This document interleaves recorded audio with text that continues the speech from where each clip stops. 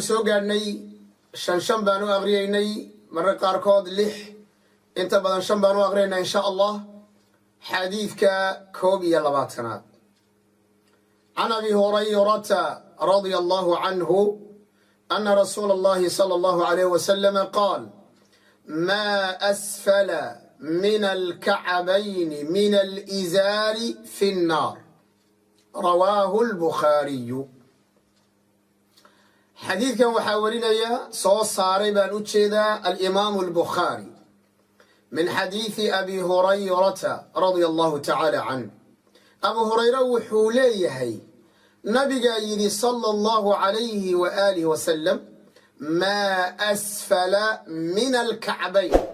حديث كان وحكا يا قابك أي رجل درك أحدان وأنا قضب مهمة oo inay waalidiintuna ku baraarugaan ay muhiim tahay macallimiinta wax baraysa ilmaha ee murabbiyiinta ah ee doonaya inay soo saaraan jiil nabi Muhammad sallallahu alayhi wasallam ku daydana inay baraan waa laga maarmaan mawduucan xooga saaraan shariicadan waxba kama tagin qaabka musqusha loo galo qaabka dharka loo xidho gacanta ay mudan tahay cuntada in lagu cuno shariicadu waxba kama tagin qaabka hadaba dhar xidhashada u fiirsada ragga la hadlaya dumarka may nabiga sallallahu alayhi wasallam ma asfala wixii ka hoos mara min al-ka'bayn labada anqaw waa lugaha labada lafood ee anqaw loo yaqaano wixii ka hoos mara oo min al-izari dhar xidhashada dharkan la xidhanayo ama khamiis ha noqdo ama zarwaal ha noqdo ama macawis ha noqoto waxa ay dhar ragu ay xidhaan hadayba labada anqaw ay ka hoos maraan nabigeenu sallallahu alayhi wasallam wuxuu leeyahay inta ay maradu qarisay ee anqawa ka hooseeya fi naari abaalkeeda naar baa laga dhigaa maalinta qiyaamo yani naar baa la gelinayaa intana qofka loo gelinayaa naar nacuudu billahi tabaaraka wa tacaala ma asfala min al-ka'bayn min al-izari fi an-nar riwaaya kale fa fi an-nar wixii ka hoos mara labada anqaw ee dhar xirasho ah oo raggu dharka ay qabaan kamid ah oo ama khamiiska oo labada anqaw ka hoos mara ama zarwaalka oo labada anqaw ka hoos mara ama maxawista oo labada anqaw ka hoos marta wixii la xidhaba intaasi marada anqawa ka hooseeya nabiga sallallahu alayhi wasallam wuxuu leeyahay naarta ayaa loo gelinayaa maalinta qiyaamo idan xadiidka waa xadiid cadiim ajiib khatar Abu Bakr baa u yimid nabiga sallallahu alayhi wasallam ya rasuul Allah aniga maradaydu hoos bay iiga dhacdaa illa an ataahad ina ku dadaalo ma ahane Abu Bakr waxa lagu yiri adigu kuma jirtid kuwa kibirka arinka u sameeynaya Abu Bakr marka taskiya la siiyay wuuna dhuubnaa wuxuuna yiri illa an ataahad inaan dadaalo ma ahane adu ma dadaasha marka hore ee marada soo gaabsanaysaba ee harqaanka geysanaysaba halkaasaad geysataa ragga dhar xidhashadoodu waa waxa anqawa ka koreeya ilmaheena waa inaan baro haddii kale ilmaha soo ma jeclid waalidka la hadlaya ilmaha soo ma jeclid annagu aan ku jeesnaaba kuwii sarwaal gaabyada ahaa kuwii sarwaalada gaabnaa ee kuwii taftaxaynaa ee kuwii maxaa la yiraahdaa khamiisada gaabnaa ee halkiisa qof weyn oo markaad ku soo baxdo khamiis gaab saa ku eegaya kula yaaban adiga dhanba nabigeena rasuulullaahi sallallahu alayhi wasallam ilmaha soo ma jeclid qaangaarka bar dharka sida loo xidho innaga mushkiladeenu ilmaha cuntada uma marnaa cuna aan baan dhahnaa sida lagaaga doonayo inaad cuntada u barto oo guna dadaasho yaa laga doonayaa cadaabkana inaad u barto wixii lagu galo oo ay kamid tahay qaabka dharka loo xidho madarantina misaladaas ma asfala min al-ka'bayn min al-izari fi an-nar labada anqaw wixii ka hooseeya oo dhar xidhasho ah saaxiibkii naar baa loo gelinayaa qaar baa waxay isku dayeen inay dhahaan mayo ee xaraga loola jeedaa xaragadu waa qalbiga wax ku jira xadiidka Abu Daawud kana wuxuu leeyahay إسبالك أسقاب من المخيلة أسقاب حرق كبيرة أنا قلبي أجمل كتيرة مي بدك على متك سروالك قاب صدي أما خميسك قاب صدي هدو كبير وقاب صدي كور أيضا لفت هذا وحقوق قاب صدي بقى هدي بكبير تاي هي استوستوس ما عاد قلتلي كبيركو أما قابصو أما ديريسو كبيركو شيء قولي كأوحن لكن النبي محمد باكار يبي صلى الله عليه وآله وسلم ما أسفل من الكعبين من الإزار في النار حديث كاللبي اللباتنا عن أبي هريرة رضي الله عنه أن رسول الله صلى الله عليه وسلم قال الملائكة تصلي على أحدكم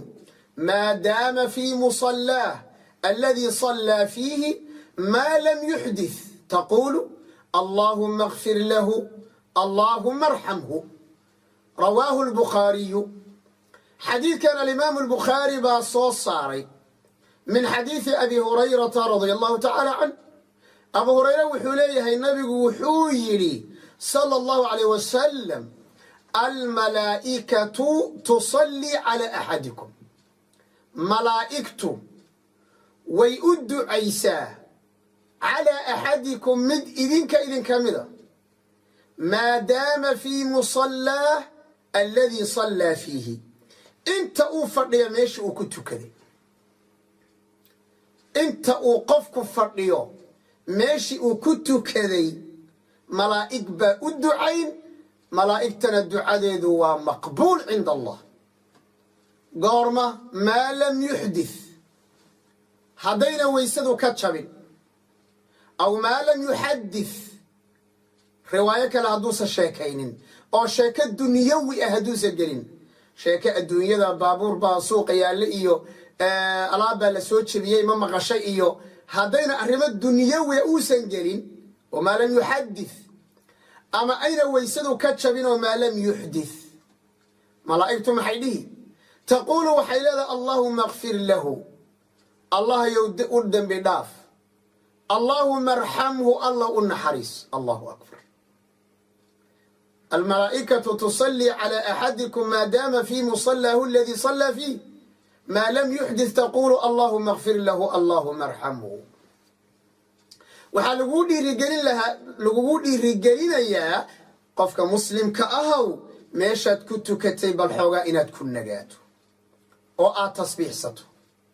أو صدني صدح جر سبحان الله صدني صدح جر والحمد لله صدني صدح جر الله أكبر مركب قال لا إله إلا الله وحده اللهم أنت السلام ومنك السلام بل دعوينك أذكارتي قل هو الله آية الكرسي بل ترتيب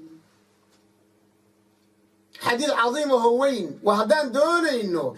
الله نون نحرسته وهدان دوني إنه ملائكته إنه دعيسه حديث كلماتني يصدحات عن أبي هريرة رضي الله عنه أن رسول الله صلى الله عليه وسلم قال كل أمتي يدخلون الجنة إلا من أبى قالوا يا رسول الله صلى الله عليه وسلم ومن يأبى قال من أطاعني دخل الجنة ومن عصاني فقد أبى رواه البخاري حديث كان بخاري بالصوص سارية من حديث أبي هريرة رضي الله تعالى عنه أبو هريرة وحوليه نبي وحولي صلى الله عليه وسلم كل أمتي لما أمد النبي محمد صلى الله عليه وسلم ولبا أمته إيش الإجابة أمد النبي قال الله قيبية صلى الله عليه وسلم أمد حالي أمة الدعوة قال يا مسلم بسوق لي منا وحالي أمة الإجابة وإنت الراعي الرميسي إلهي نقدر وأنكون جرنا بإذن الله تبارك وتعالى إلهي نقصه اللهم آمين إذا النبي صلى الله عليه وسلم حليه كل أمتي لما أمة بيضاء أوردن يدخلون الجنة جنة يقلي دونان إلا من أبى قفك الرحمة هاني مربو أوه ما دون أيو قفك الرحمة هاني قفك الرحمة مربو ما هاني انت كلا الجنة يقليان أرنك السحابة ويليابين قالوا يا رسول الله صلى الله عليه وسلم ومن يأبى رسولك إله يا بديدي كرا جنة يا بديدي كرا جنة رب العالمين يا ديدي كرا أديك السبب كاغا اللي قليو قال في رميش أو الصباح صلى الله عليه وسلم من أطاعني نبي قال عليه الصلاة والسلام قفك أنيقا أطيعه قفك أنيقا ودد إذا قاضى قفك أنيقا أمر كيغا قاطا قفك وحان كريبي كهرا دخل الجنة حتما جنة قليا ساسو النبي عليه الصلاة والسلام وما ينطق عن الهوى عليه الصلاة والسلام ومن عصاني قفك إيغو عاصية قفك أمر كيغا قادن وايا قفك قول كيغا إيا قول كيسا هرمريا قفك عمل كي أمري وحكرا كدرؤو بدعا إلهي أقول دوالا تبارك وتعالى قفكاسي معنى هذا فقد أبى واديدي waxay ka dhigan tahay janno ma rabo waxay ka dhigan tahay jannadii waan diiday khatar sabo man ata'ani dakhala aljanna wa man 'asani faqad aba wa ina nubarra marka xadiidkan iyo ahadiithada soo maraynib waxay macnahoodu ay yihiin in nabi maxamed raaco sallallahu alayhi wasallam in nabi maxamed diintan lagaga daydo haddaan tukanayno wayna asaga kaga dayano sax haddaan shay cibaado samaynayno cibaadada wayna asaga kaga dayanaa sax haddaanu xajiyayno cibaadadu soo galayay waa inaan xajka asaga kaga dayanaa sax haddaan reero dhaqanayno caruur tarbiyaysanayno dhaqaalo aan samaysanayno nolosheenna oo dhan ilaahay rasuul baa leh qaala tabaaraka jalla wacala qul ina salaati wa nusuki wa maxyaaya ومماتي لمن لله رب العالمين لا شريك له إذا نورش هذا رياله حياتنا رياله جيري ذا رياله قور عاجياله إن صلاتي ونسكي ومحياي ومماتي لله رب العالمين إذا الله يا رسول قرآن كيسين بدن بذكرتين ومن يطع الرسول ومن يطع الله والرسول من أطاع الرسول فقد أطاع الله من أطاعني إلى آخره متابعة لقدونية اعتصام بالكتاب والسنة فإن تنازعتم في شيء هذا تكون مرنتان فردوه إلى الله والرسول الله يا رسول علي نور المدوننا يا أيها الذين آمنوا استجيبوا لله وللرسول إلهي رسول كيس أجيب إذا دعاكم لما يحييكم هذا إذن كن يرى وحيدا نوليا دي تودن بامركا نور الله حديث كمركا أنكو برارون وحديث عظيم حديث كلماتن إيا أفراد عن أبي هريرة رضي الله تعالى عنه أن رسول الله صلى الله عليه وسلم قال إذا قال الرجل لأخيه يا كافر فقد باء به أحدهما رواه البخاري حديث كان بخاري بصوصارية من حديث أبي هريرة رضي الله تعالى عنه أبو هريرة وحوليه نبي وحويري صلى الله عليه وسلم إذا قال الرجل قفك هدوله ومن باب التغليب رجل دمربا إذا قال الرجل قفك هدوله لأخيه المسلم لأخيه ولكن سكل مسلم كأه هدو كله يا كافر قال يهو فقد باء ونقنيا به هذا الكاس أحدهما متكود بكل لابنيا لبضوضا متكميدا بو هذا الكاديب أوغو نقن حديث كان معنيه سو وحوت الماميا قفك هديما مر إسلام مدي سله به أو إسلام مدي سو أي سحصون نقطي وحو إسلام مدى كيبحي كروا الدليل كالوعد وحامرك قفك مسلم كالديد إياه قفك هذه اسخلافتان بينات كل هذا قال باطل كافر باطل مرتد باطل منافق باطل مجرم باطل في فاسق باطل تاسع الديد إياه أحكام تنوع أنا قفك أين الدشة إسكا تورتو أديقون هبسانين أديقون أوغين قفك يوحو كل نقضي قال كل نقضي أو إسلام لماذا أو كقبحي أو مرتد أو كل نقضي أديقون دليل عد سيدا قرحة أو عد أو لبقف أين كم مرمين adigoon u haysanin inaad qof dhahdo waa kaafir ama waa murtad sida maanta kaararka yar la qaybiyo ee qofka wax yar iskhilaaftaanba aad ku tuurayso waana maanta bulshada muslimiinta qayba ayaa lagu imtixaamay waana firqooyinka takfiirka ee dhiigga muslimiinta banaysta calaamadaha lagu yaqaan cidda iskhilaafaanba inay waa gaal waa camiil waa faasiq inay dhahaan taa macnaheedu kama wado qofka inuusan gaaloobi karin qofka waa gaaloobi karaa way dhacda inuu gaaloobo oo ashyaa cad uu islaamka kaga baxo qofkaasi hadduuba islaamnimadiisu ay burto oo nas cad ay ku burto asna in la dhoodhoobo islaamku ma qabo la waa arrinta irjaaga loo yaqaano wey fikirka le fikru irjaaga wey kaana waa fikru takfiiri والاعتزال iyo waxa la yiraahdaa wal khawarij afkaartooda way ahli sunna wal jamaa labadan bay u dhaxayaan man thabata islamuhu bi yaqin qofka ay sugnaatay islaamnimadiisu gaalnimo looma saari karo illa yaqin iyo burhaan cad laysa alayhi maxaa la yiraahdaa min allah burhaan ayadoo yaani wax inna hujja loo haynin uu ku joogi kara islaamka in loo helo ma ahane islaamka lagama saari karo intaas oo dhan waa mas'ala digniinteeda leh marka dadka caadada ka dhigtay inay muslimiinta iska gaalaysiiyaan sabab la'aan sharci ah arintaasi waciid adag baa ku soo arooray waxaad isu soo rashaxdaa oo isu soo taagtaa kelimadaasi hadday ninka uu noqon weydo inay adiga dusha ka fuulayso oo adigu aad kaafir noqonayso ku talagal khatarteeda noqon kartaa yaani inaad cadaab ku geli kartaba إذا قال الرجل لأخيه يا كافر تتقارب هذه إذا دتكو قالوا بكلمة وهيستوى وواحد قال لما كل لا إله إلا الله قفك دونه خلاص وي لا إله إلا الله كلمة وين لكن نواقض بيلاذا لا صعطانا